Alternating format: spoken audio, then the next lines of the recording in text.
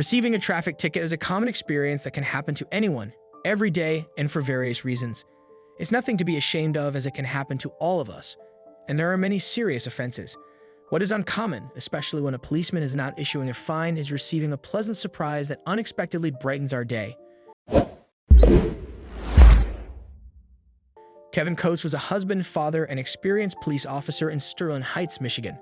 He was known for his excellent work protecting the streets and citizens, as well as his kindness and warmth toward everyone. Coates had been a police officer for over 15 years, dealing with various problems like theft, robberies, car chases, and helping solve murder cases. Despite facing these challenges, he never came to harm, earning the recognition and respect of his peers and superiors. However, the greatest recognition of his career came from a touching event while he was on a night patrol, showing his immense generosity. Therefore, the department had offered Coates a promotion on numerous occasions, but he always ended up turning down the offer. Are you sure you don't want to become a captain?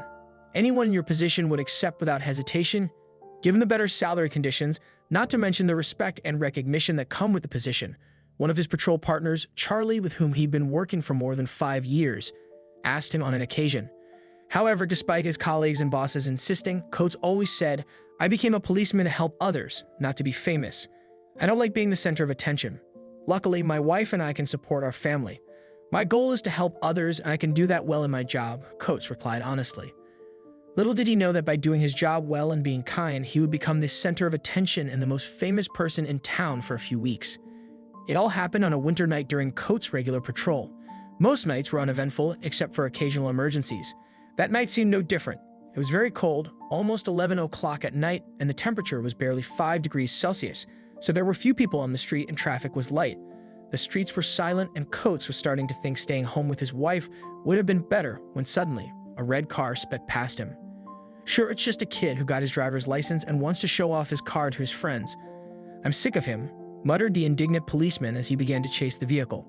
Coates quickly sprang into action, accelerating as fast as he could to catch up with the car before he lost track of it.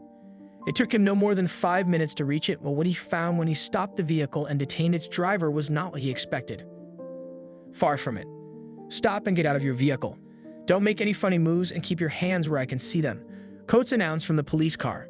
The driver of the vehicle obeyed the orders without resistance. He stopped the vehicle's engine and got out of the car with his hands up. As he did so, Kevin Coates realized that he hadn't stopped a drunken teenager trying to impress someone with his car. He had stopped a 79-year-old man who looked like he was having one of the worst days of his life. "Please don't take me to prison. I'm a good man, sir." "I can explain it to you, sir. Please have mercy," the man began to say, very upset, when Coates came to him to take his details and inform him of the infraction he committed. Kevin was used to giving traffic tickets for speeding. He'd given so many in his career he'd already lost count, and he knew perfectly well what the protocol to follow was. However, that day, everything was different, and instead of following the rules, the policeman let his instinct guide him and listened to what the man wanted to tell him. "Take it easy, sir. No one's going to take you to jail, okay? I just want you to calm down and explain to me why you were speeding. You're going over 100 on a road where you can't go over 60. Can you explain it to me, please?" The policeman said calmly, trying to calm the driver down too, who was very nervous and kept rubbing his hands together. "My name's David, and everything's going wrong. In fact, I don't think I've ever felt more lost in my entire life," he said while holding back tears. David went on to explain that his wife was in poor health and his adult son is mentally ill. The man was very upset because he bought a new television for his wife who was having trouble installing it. Coates felt very sorry for the man. He knew perfectly well how difficult it could be to stay calm when the well-being of those we love the most is at stake. He knew it because when he was little, his mother was very sick, and although he was only an 8-year-old boy when she died, Coates remembers the pain he had from not being able to help his mother and make her feel better. It was clear that the old man was not a criminal, and that probably he'd be the last one to bend the rules and drive that way.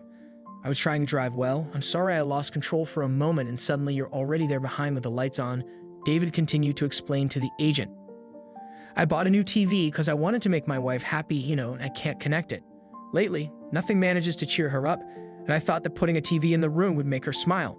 She loves movies, above all musicals, but I'm useless and can't even make a television work," the man lamented, putting his hands to his face as he began to cry. Seeing the poor man cry broke the policeman's heart. "Please, sir, calm down. You're not useless for trying to take care of your family. You're simply tired and need help. We all need it at some point. Don't be ashamed of it. I'm not an expert in technology either, In fact, I think my 7-year-old daughter's much smarter than me, and soon she'll be the one who teaches me how to work the phone," Coates explained to David in a friendly tone. He was trying to make the man stop crying and relax, and it seemed that he was getting through to him. David wiped his tears and stared into the policeman's eyes, looking at him so closely Coates could see the dark circles he had and the sadness that his gaze was hiding. After that, it was impossible for him to find him, and he decided to completely change his plans. "How much is the fine going to cost, sir?" $100, David asked quickly, worried about the amount of money. "I'm not going to fine you today, David. Don't worry, okay? Don't think about that now. You have more important things to think about," Coates replied, trying to encourage him and make him forget what happened. Finally, Coates let David go with only a warning and told him he'd return later to help him install the TV. Hearing him say that he would not fine him and that he was going to help him, David gave him a big hug and began to sob. "You're a great man. You don't know how much I appreciate what you're doing for me." "Thank you," the man told him in tears.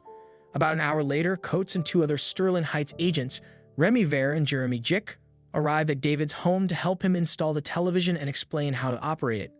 Apparently, the connection cable was misplaced and the TV needed an update to install the applications required for watching movies and series.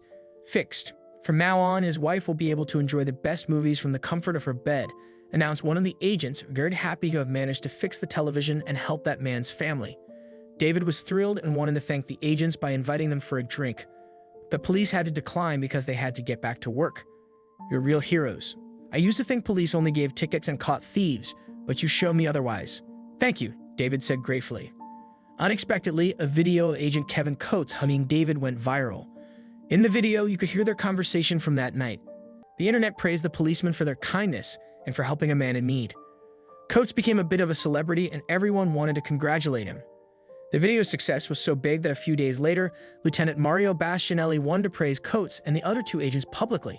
The world needs more kindness like this. It shows many things that police officers do every day but are not talked about, Bastianelli told Fox News.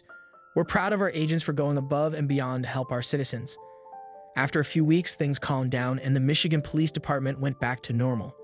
But for David, what Coates did meant a lot, and he wanted to thank him by treating him and his family to dinner. From then on, the police officer and the almost 80-year-old man would become good friends, teaching us all a valuable lesson in friendship and generosity.